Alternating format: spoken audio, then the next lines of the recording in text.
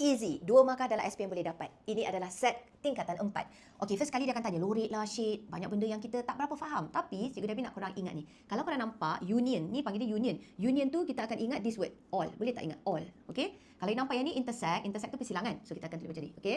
Intersect tu bermaksud you want to get the same one. Okey, yang sama. Boleh kan? Okey, sekarang apa yang kita akan buat ialah kita akan namakan semua bahagian ruang kosong ni dengan nombor. Contohnya yang ni 1, ruang kosong yang kat ni ialah dia panggil 2, yang kat sini 3 dan yang ni 4 ni kena buat sendiri, label dulu. Lepas itu masukkan yang J itu ialah nombor apa. Nampak tak J ni?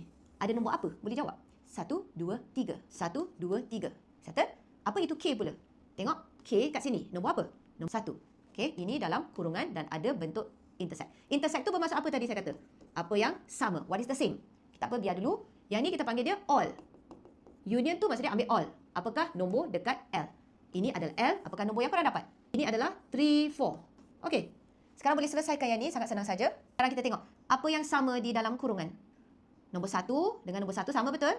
Okey. Keluarkan nombor 1. Dia kata nak ambil all. All tu ambil all dengan nombor 3 dan 4.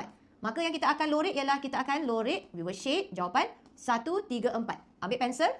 1, 3 dan 4.